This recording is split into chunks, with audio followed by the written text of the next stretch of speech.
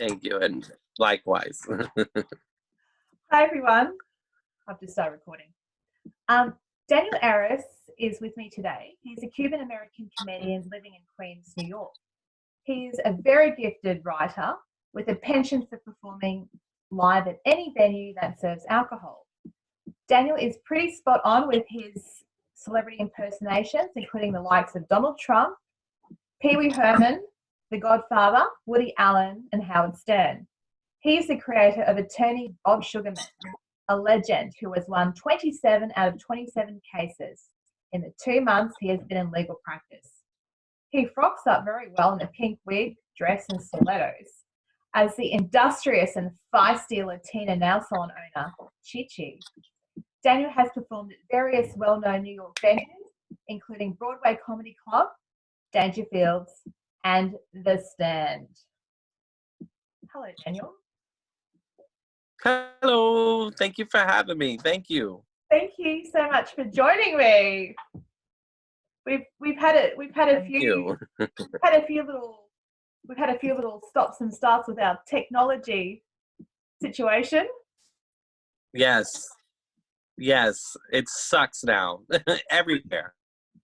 It's just, I don't know if it's the coronavirus is even affecting this. I don't know what's going on.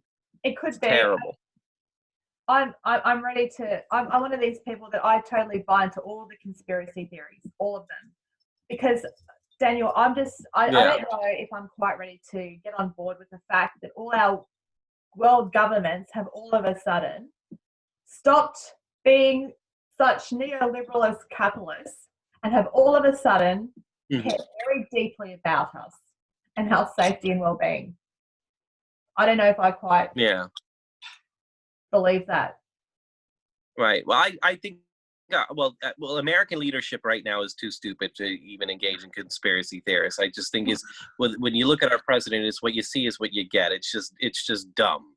There's no, I just don't think that there's hidden agendas or anything. It's in your face. The guy's a bumbling idiot.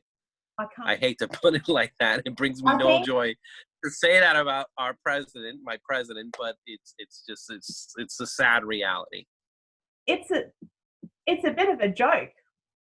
Yeah, it is. I mean, the guy told him to drink bleach. I don't know what else to say. He said it. He said, you can drink bleach.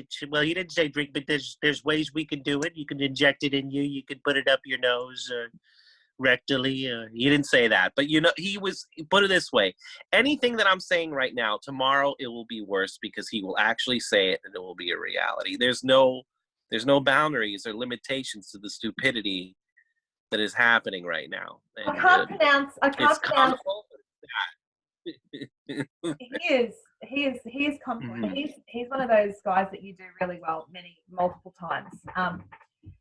You've done him in your sketches. It's a Queens thing. He's from Queens, so. Is he?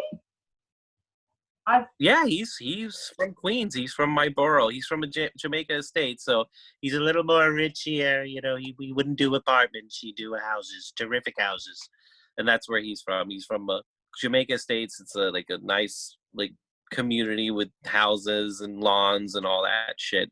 Exact place you would expect him to grow up. Donald Trump, but he does. But the thing is, the accent and the voice and everything. He's like a cheap used car salesman from Queens. You go to, any used car salesman, you're gonna hear them talk like Trump. Buy this car. It's a terrific car. It's got 4 wheels and a seat. That's all you need. That's all you need. It's. You want to see that? You'll get Donald Trump any used cars dealership. No offense to the used car dealerships. Come on, I mean, I don't think people they don't give a shit, Daniel. Used car sales, they don't care. They don't care. It's all part of the charm. They're the real estate agents, It's right. I'm, it's all. He was in the real estate business.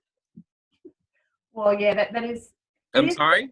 It does go hand in hand, and he's a businessman. I think. I think that really Michael Moore called it. He said that Trump would get elected, and he gave the reasons why. Yeah. And a lot of it is just Mhm. we have all, I think, globally, perhaps in the States, we can really see it, kind of given up on believing politicians. We just think you're all just a Absolutely, mouthpiece. and You're all a with good reason, mouthpiece for and with some good reason. fucking corporation that's giving you money Mhm. to fucking fund your stupid thing. And I think we're all onto it now, and it's really hard to sort of uh, kind of believe that someone. I just think that people just don't understand that capitalists like Donald Trump don't really care for they don't really want this. They don't really want equality and equilibrium. I don't believe that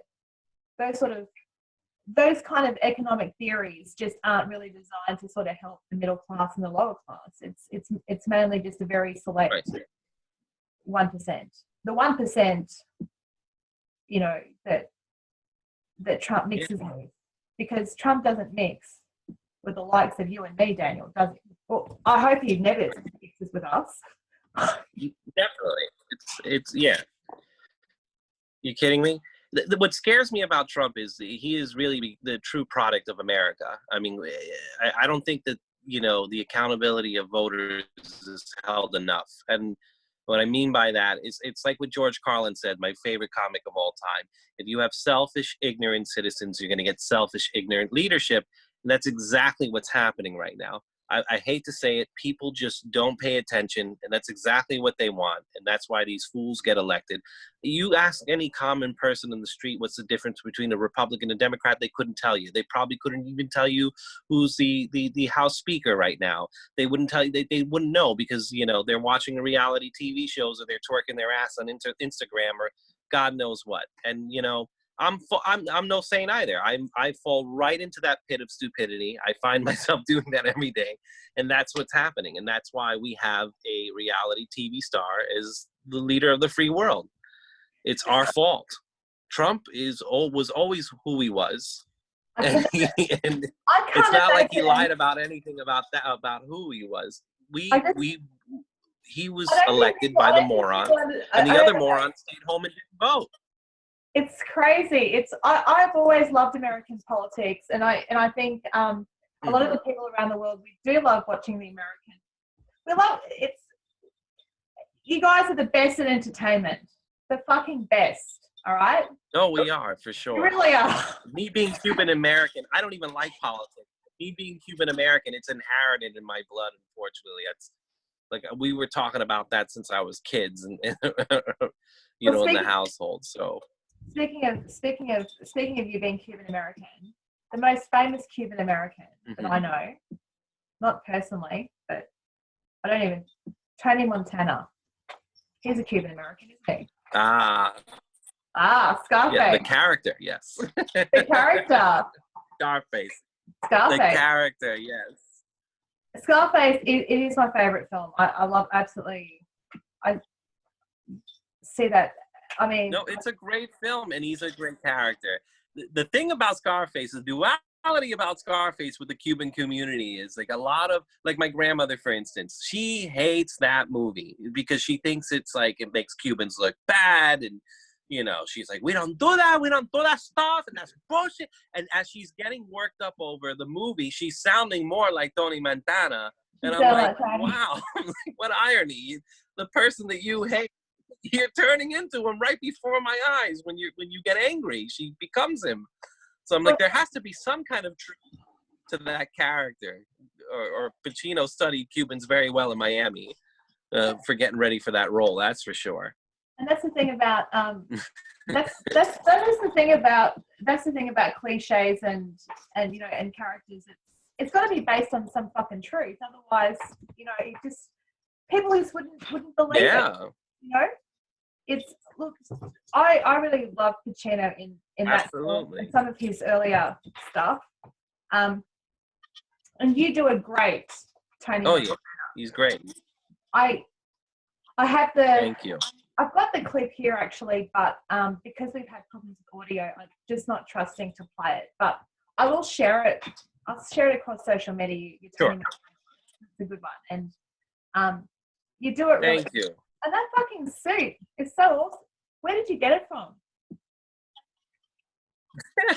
that, It's your. that Is was it my your work workout kit? Is suit that your workout kit? when I was, when I was working in the hotel.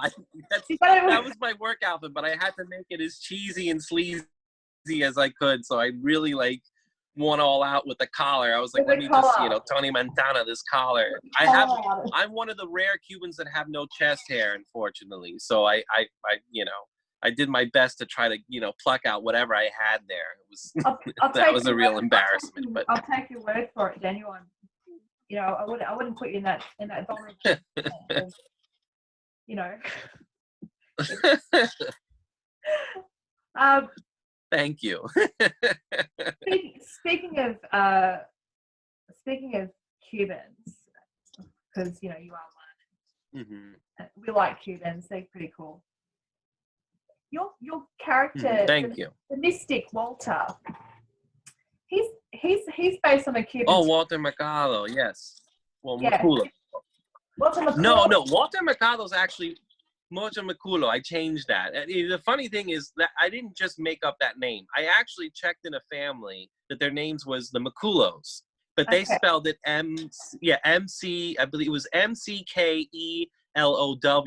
And they used to come to my hotel. I used to check them in. I used to crack up all the time because culo in Spanish means ass, and they were the Maculos.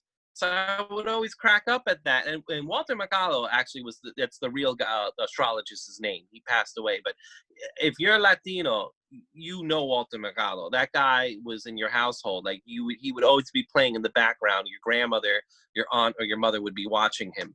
In my Wow. case, it would be my grandmother. Yeah, and he actually was like a world-renowned astrologist, at least in the Latin community. That's amazing. I'm sorry? I did not know that he was actually based. Oh yeah, look him up. He's. Oh yeah, well his thing was he was the flamboyant Latino Liberace. Like he would wear these crazy costumes with glitter, and he would wear these pirate shirts and these these fluffy stuff. It was great, and he always would sign off with saying "y mucho amor." And he was. You have to see this guy. YouTube him, you'll see it, and even if you don't understand Spanish, it's a great way to learn Spanish. Watch couple of his episodes, and you don't even have to know Spanish to get it. He's a character. He was a character, and So it was an honor for me to do him in a comedic way. That's fantastic. I didn't know that he was real. Oh no, he was real, very real. I did not know that.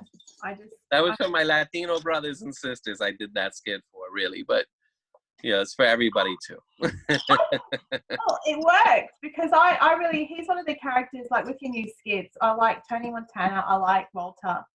I like Richard, the obnoxious reader. What's it? I mean, what's Richard based on? Who's he based on? Oh, Mr. Richard. Well, he's based on a lot of things, but most relevant, he's based on my father, believe it or not, because my father, he was paranoid schizophrenic. He still is, but he's calmed down a lot. But when he was younger, my father being a schizophrenic, he would roll out with these insane characters, and he would talk. My father would go for a week talking in a British accent, and he would do it very well, and then he would do some other accent, whatever. So my father, I took a bit of that from my father, and then I took a bit of that from just other people, strange, crazy people I knew in my life, and I just kind of mashed them into this eccentric, wannabe unpublished writer who critiques his own books and gets upset when other people, badmouth his books. It was a fun character. I loved wearing the wig, the 17th century wig. That was great. I know I could do more skits with those who have wigs like that. Because we have barristers. I'm sorry? Our barristers and QCs wear wigs like that. So sometimes oh, your judicial system, the court system, right? Yeah. So when you go into when you go into their chambers and you go to barristers' chambers and you go into their rooms, some of them will have a little headstand with a little wig, and next to all their little groovy shit. And it's like, and I thought, I'm like, this is a really unusual character, this Richard. He's just like this really kind of, he's a very original character. I have to say that you do the character. I love the characters that you choose. I'm going to go to my favorite. I'm going to go to I my just love the favorite. long draw. He goes, yay! When he gets when he gets excited about something. The Walter. I know. I love that. That was like, oh my god! I just have to digitally play with Walter a bit, and it's like I'm going to do my Pizazz News exclusive with Walter, because it's like if Walter was real, he would draw attention. You should have him on next week. I'd love to have him on. I would love to have him on. I will get him ready for you. You see this? I'll call his agent. I got my tarot cards. Yes. All the tarot cards. And I got Saints and Angels cards. You do your reading and he'll do your reading. Just don't give him any money. Fuck no. I'm Aaron. He's not going to get a cent from me. Don't worry about it. I mean, he might end up owing me money. Hey, look, this card just came out. Yeah. Triumphant. What is that? It's triumphant. Victory. Victory. Nice. Victory for everybody. That's what that means. But I love that. Is that a unicorn? No, it is a unicorn. You see, I saw as blurry as that was for a second. I saw the unicorn. And who doesn't like freaking unicorns? They make everybody feel good. It is a triumphing card. I like it. Very positive. It's very positive.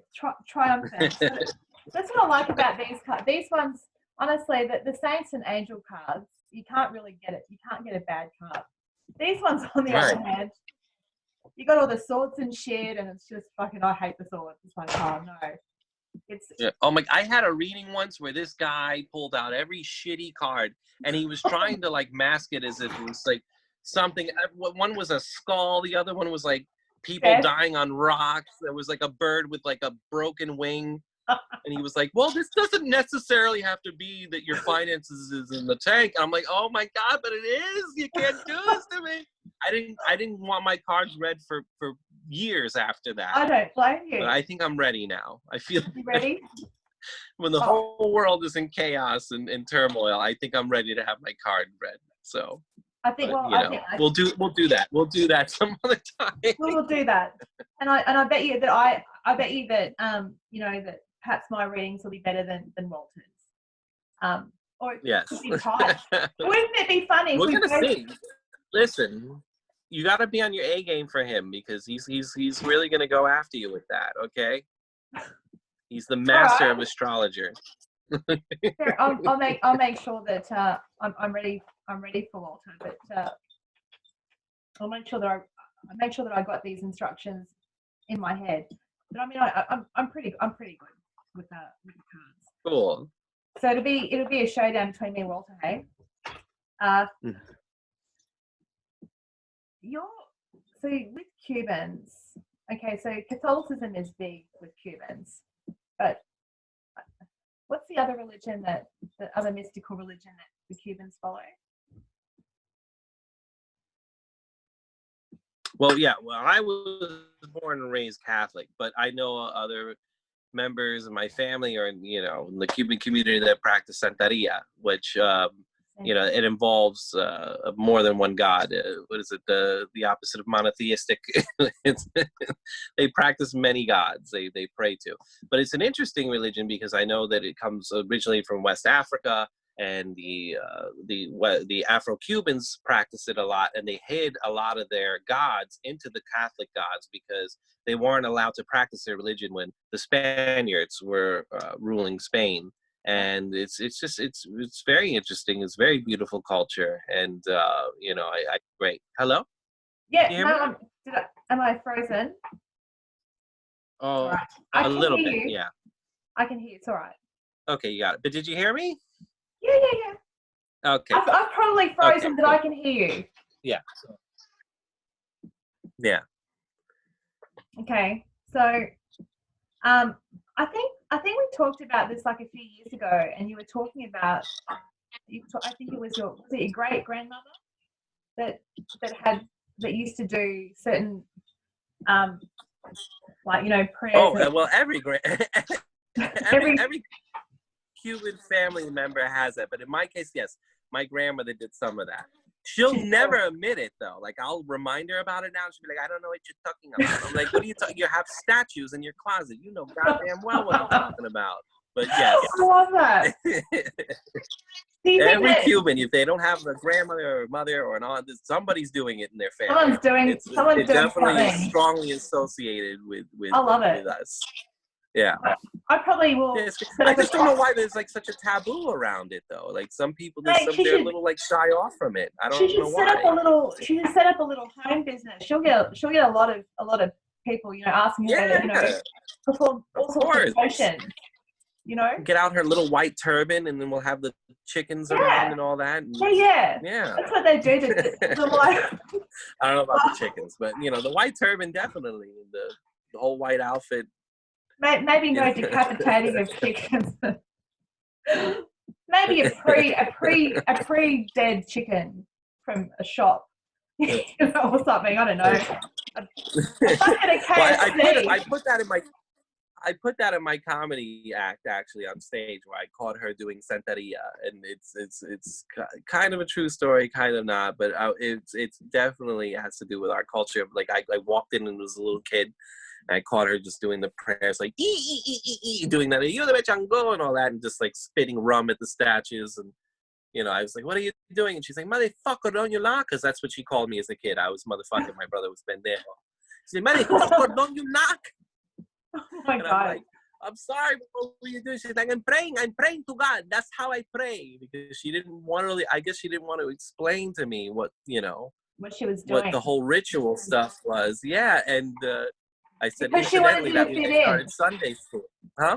Because you gotta fit in, and you can't go to Sunday school and start doing some weird shit and start spitting alcohol. Well, then when she said that, I thought that's how you pray to God. She said, you know, incidentally, I started Sunday school that week, and you know, the priest, first question the priest asked, he said, "Does anyone here know how to pray?" Well, I raised my hand with full confidence. And I didn't do the Our Father who art in heaven. I did the you know, and Jesus, they thought I was a little girl from Exorcist. They brought in an Irish priest to be like, "The power of Christ compels you." I'm gonna next week, I'm going to ask Laz about that skit that you did where you were the Laz would know. Let me tell you, Laz would know a hell of a lot more than me about it, because he's authentic, and he'll tell you too. He's authentically Cuban because he was born and raised there. I don't get the credit for that because I was not born and raised there. So yeah, he'll tell you his whole "I got off the boat" story and everything. And you definitely should ask him. I love that. I want the fresh off the boat story. It's a pretty funny story. Like, he does that. I'm sorry. I do. I want the fresh off the boat story. I'll get that off Laz. Oh, you're gonna love it. You're gonna love it. He'll tell me a bit about some of the fucking shit that you guys are doing. It cracks me up, especially with, you know, the bag of shit, Laz, and you got. Oh yeah. I don't know what that was an Unsolved Mysteries spoof that I wrote, and we had a lot of fun doing that one. I definitely think we should do more of those. I have a couple of more lined up for that, but I really love Laz as the go. You just disappeared. Daniel, are you there?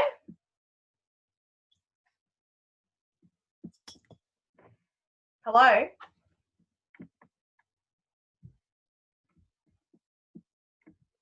What's going on with the freaking internet here? I'm so sorry. All right. I just paused it.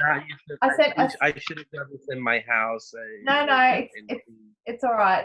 I just paused it. I'm going to continue recording.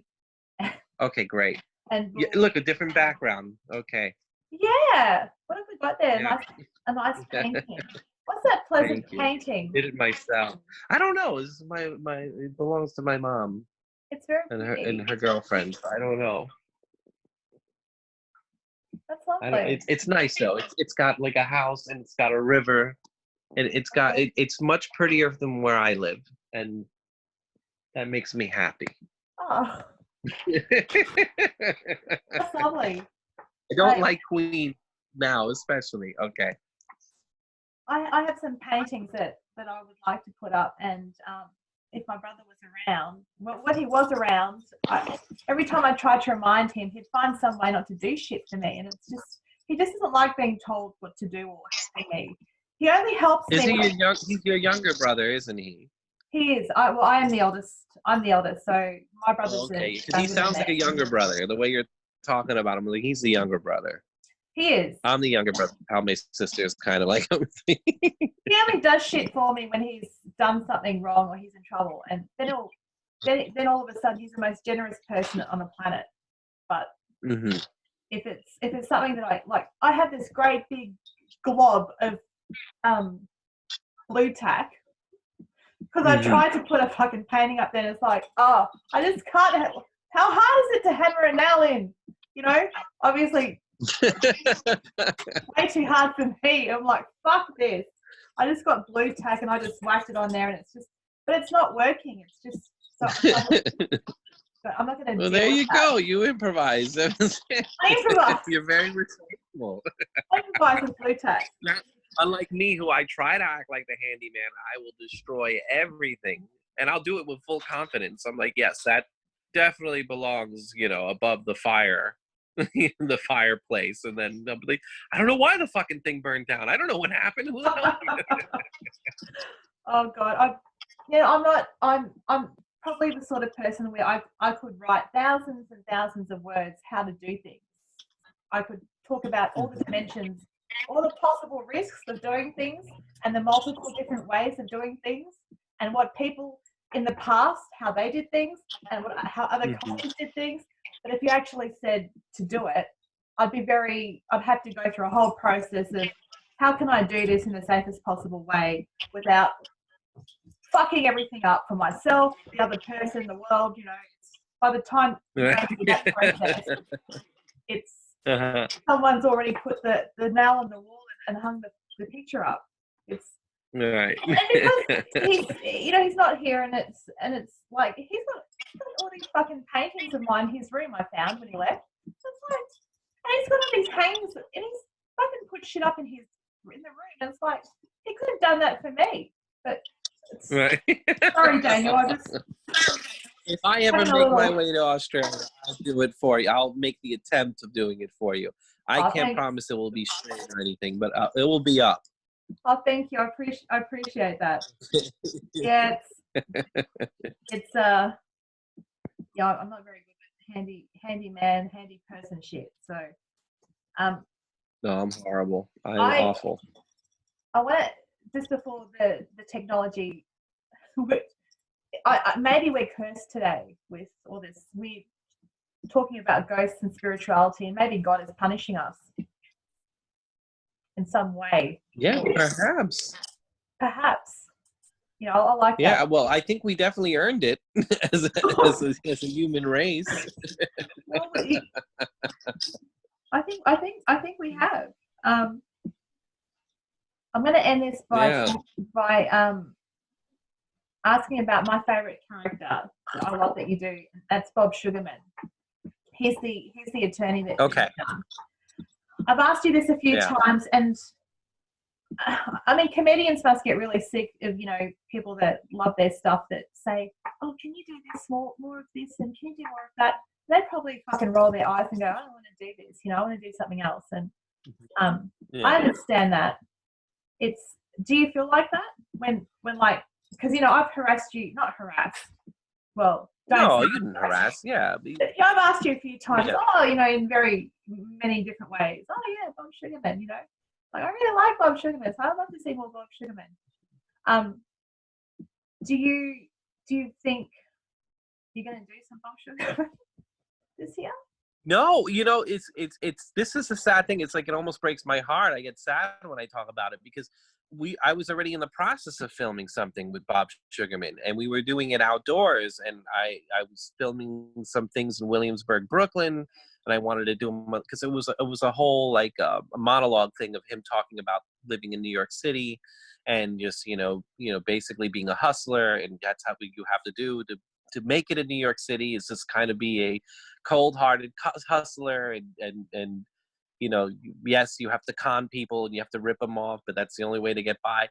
He was I was in the beginning of doing that. We filmed, I think, like 4 shots of it, and then this coronavirus hit, and it completely shut everything down. Yeah, and I had to put it into halt now. Like now, it's like I'm waiting for them to open things back up so we can finish filming, because it's just, I don't want to do Bob Sugarman. I love that character so much. I don't want to do it on green screen. I want it to be as authentic as it possibly can be, and I want it to be real locations and real places. And yeah, it was heartbreaking because I had to like stop the whole skit because of this. And Wow. yeah, I wanted to do it in black and white because Bob Sugarman, his character is really loosely based on Woody Allen's character in a movie called Broadway Danny Jones, and that's kind of what I got a lot of the character from. And that movie was shot in black and white, and I wanted to do it that way. And unfortunately, this thing happened. So if when Corona passes, if Bob Sugarman was in quarantine. Sorry? If Bob Sugarman, if Bob Sugarman was in quarantine right now, which is what he would be, he'd still, wouldn't it be interesting? I'd love to see how would Bob Sugarman be wheeling and dealing in this environment? I mean, he'd be going insane. He'd be on the phone trying to marketing business right off. I reckon that he'd be on the phone, he'd be calling the judges. Yeah, He'd get through to the judges. He would. Others wouldn't, but he'd find a way to get through their associates to judges. Oh, sure. He's he'd highly say, motivated. start opening the courthouse, Right. Exactly. I'm waiting here right now. I'm waiting here right now. This is social distancing. Nobody's here. This is social distancing. We can do it right on the stairs. We can do the whole hearing on the stairs. There's no need for this. He would be. See, now I'm doing him and I miss him. So it's like I miss him too. I love Bob Sugarman. He wasn't the greatest. He is the greatest character in terms of morality, but Bob Sugarman is, and you know what? And he was what I loved about, like, really, I just feel that Bob Sugarman is real gold, as and you really do make him your own. I mean, even though you might have based him on, the thing about you, Daniel, is that when I look at your stuff, I never look at your things and go, oh, that's like this or whatever. With some comedians, it's like they're trying to be another comedian. But even when you are doing something else, you always make it your own. And it's just. Thank you. And it's like, it's to me, it's like, well, this is what a real artist does. They really, because really nothing's that original. Like nothing has never. Well, yeah, he's not. Yeah, his character was based on that Woody Allen character, but he also is based on a lot of people I grew up with. A lot of people, like adults, teachers that I knew, doctors that I knew, family members. You grow up in New York City. That's the advantage you have. Growing up in as opposed to other places that don't have quite as colorful characters. You meet so many people, and I'm an impressionist too. So he's the kind of lawyer. They grow on you. He's the kind of lawyer that would put in effort. Yeah. And if he really believed in it. Yeah, sure. And he does. He even if lawyers know, people that study law, they already know how things are most likely going to pan out. Based on the facts, circumstances, and legislation. That's how logical how this should go. But people, when they see a lawyer, they usually, I want this, or this shit has happened. Can you do this for me? Because they watch TV, which is the best. Or media and fucking Netflix, whatever, and Suits, and they can do this, and can you do that? It's like, if you're a good lawyer, you can do that. It's like, well, you can't change the law it doesn't quite change that radically. It's not a radical system, really. They perhaps do it can be a system where things radically do happen, but in real life, perhaps people think, well, that's a bit. Right. Bob, yes, man, and he'll entertain any idea that's going to help the case and help him win the case, and both, you guys make an earning from it. More him getting the advantage than anybody else, because he will go along. He will just entertain. He will entertain people's crazy ideas. Like it's and then I think I think that there is a place for Bob Sugarman in the world, in real law, because people still they do want to know that you will fight for me. You know, it's like, but lawyers aren't really. Yeah, it's, what do you mean we're going to fight for you? It's like, what do you mean by that? It's more it's more what is possible, what is probable, what is most likely. But Bob Sugarman would be like, yeah, we're going to do that. We're going to ask for this, and of course, you're not the father. Or you are the father. That was funny, that line. Right. Yeah. Oh, but I got him to sign the birth certificate. So that I actually got that from a real case that I heard. I believe it was happening in New Jersey, where a man signed a birth certificate and he wasn't the father of the child, and regardless of whether or not he signed the birth certificate. So the judge said, you have to pay child support because you legally binded yourself to the child by signing the birth certificate and claiming you're the father. And it was a whole messy court case. And I was like, wow, that's a real shitty deal that guy got. And I was like, that's like, who would do something that horrible to somebody? And I was like, Bob Sugarman probably would do that. Bob Sugarman and lies. I just thought it was so I threw funny. that in there with that. That was a real, that really happened to somebody. Yeah, I threw it in there. I believe that. And I can believe just what that person would have had to have done just to prove that they're not the father. Yeah, I don't even know what the outcome of that story was. I felt so bad for that poor bastard. Person probably he would have had to go back, and find someone to support, to bring in evidence to say that it's. I would even hate to think about it in a system like the States, where people go on death row based on such circumstantial evidence. That's just a bit. It's just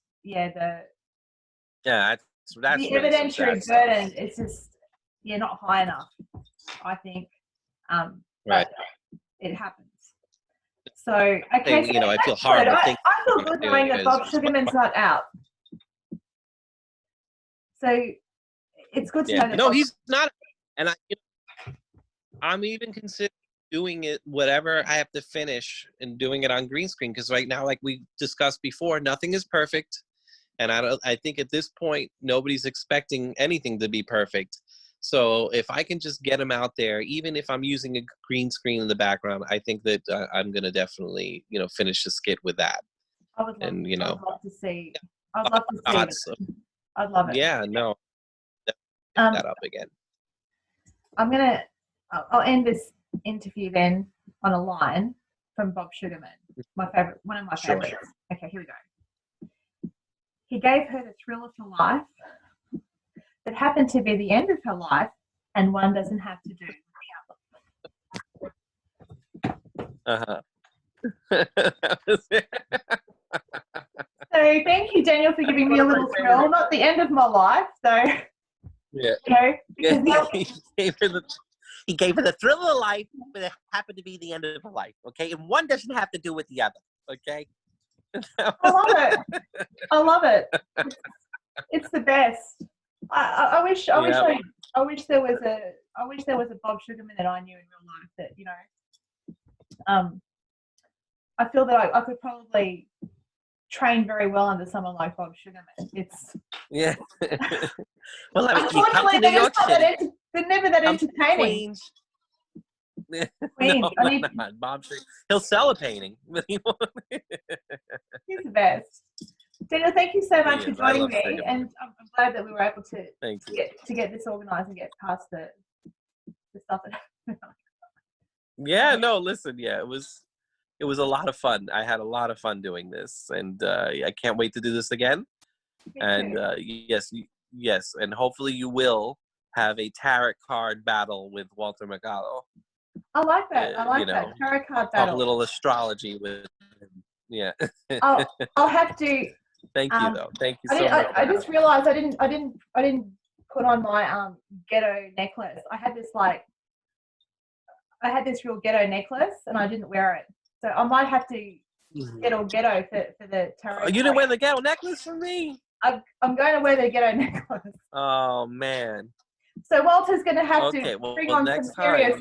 time I'm holding you up to that. You better He's wear going to it. have to wear some serious bling. You know, some real Liberace. Bring all the Liberace you can to that character. Oh, he's got a jacket. He's got a jacket waiting for you that is like right out of like Las Vegas. Siegfried and the late, what is it, Roy, the other one, don't hold nothing against this jacket. It's incredibly Oh, glittery, really? very flamboyant, and just it's gonna hurt your eyes. It's gonna hurt your eyes. It's great. You haven't seen my wardrobe. It's gonna blind you. It won't. Oh, blinded by the light. I love it. All right, I'll Yes. see you soon, and we'll talk some more. See you soon. Stay safe, and thank you so much. You too. Thank you, Bye bye. Daniel. Thank you. Thank you.